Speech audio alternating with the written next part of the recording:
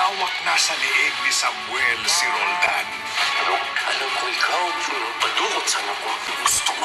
Sinabihan ni Samuel sila Roldan na taxes ang isang expertise niya, kaya agad tinanong ni Roldan kung papaano siya makakatulong sa kanila.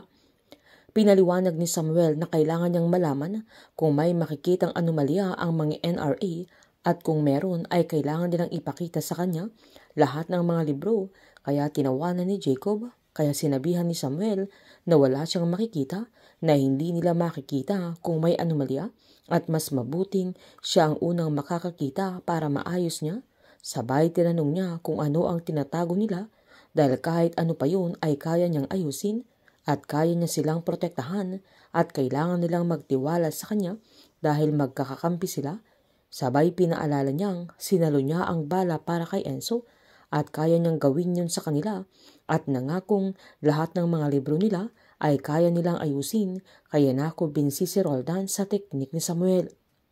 Pinakita nila lahat ang mga tinatago nilang anomalya sa kumpanya at inayos ni Samuel yun magdamag. Hindi na sila umuwi dahil nag-overtime si Samuel at nanatili sila Roldan at Jacob sa opisina na hindi din sila mapakali dahil madaming anomalya ang kanilang kumpanya, pero pinasigurado ni Samuel na wala nang ekukasyon ng NRA sa kanila tungkol sa mga libro ng kumpanya. Sinabihan sila ni Samuel na marami siyang nakitang unexpected earnings at kung makikita yun ng NRA ay malaking problema, sabay pinasigurado niyang aayusin niya bago sila dumating. Tinanong ni Roldan si Samuel kung hindi niya tatanungin kung saan galing yung mga pera, kaya pasimpleng sinabihan ni Samuel na hindi na dahil wala siya sa lugar at kaya siya andoon ay para solusyonan ang kanilang problema. Magdamag na nag-ayaw si Samuel kaya nadatnan siya ng mga katrabaho niya at hindi din pinahalata ni Agnes nang dumating siya na alam niya ang mga ginagawa ni Samuel at nang masigurado niyang okay na ang lahat ay agad niyang pinuntahan sila Roldan at Jacob para ipaalam na okay na ang lahat at wala na silang dapat ipag-alala dahil kompleto na lahat, sabay umalis na ito.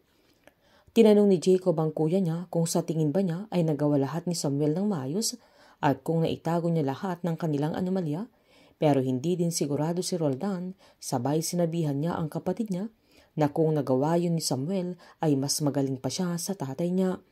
Sakto namang pumasok si Rebecca dahil dumating na ang mga taga-NRA na agad nilang sinabihan si Roldan na magkakandak sila ng audit at kukunin nila lahat ng mga libro nila, na agad namang sinabihan ni Roldan na ready ang mga ito dahil wala silang kailangang itago. Habang inisa-isa nilang chinek yung mga libro ng kumpanya at bumalik na din si Samuel sa opisina niya na agad namang sinundan ni Agnes.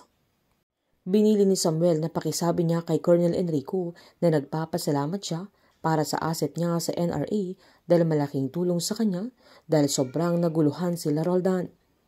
Giniit ni Agnes na siya ang gumawa ng problema para siya din ang gumawa ng solusyon na sa tingin ba niya ay makakapasok na siya sa inner circle nila Roldan, na agad namang nag-oo si Samuel. Nang lunch break na nila ay pumunta si Agnes sa parking area para makipagkita kay Colonel Enrico, na agad namang kinumusta ng Colonel kaya pinasigurado ni Agnes na batay kay Samuel ay ayos na ang lahat at makakapasok na siya sa inner circle nila Roldan. Sinaad ng Colonel na bilib siya kay Samuel dahil matalino, maparaan at higit sa lahat utak kriminal, kaya tinanong ni Agnes kung sa tingin ba niya ay advantage yun. Pinaliwanag ng Colonel na kung gusto niyang mahuli ang isang kriminal at para malaman niya kung papaano siya mag-isip ay kailangang maging utak kriminal din siya.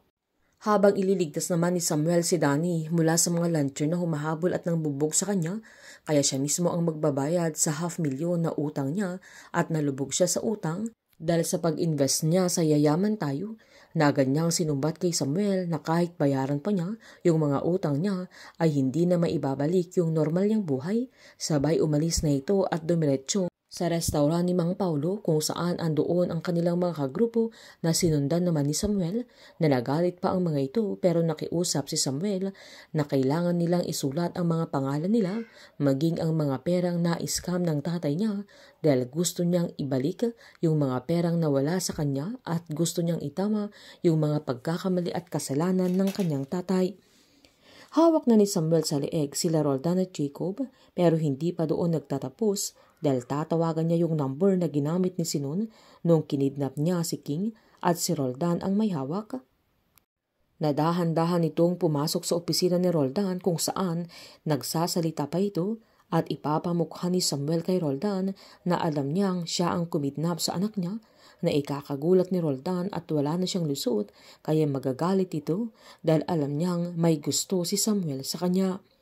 Maiisahan na naman ni Samuel si Roldan at papaikutin niya ang mga ito sa kanyang palad pero hindi ito magiging madali sa kanya. Painit ng painit ang mga tagpo, sabay-sabay po nating subaybayan ang advance episode ng Sins of the Father dito lamang po sa aking channel. Patuloy lamang po manood, mag-likes at mag-subscribe para ma-update po kayo sa mga advance episode. Marami pong salamat.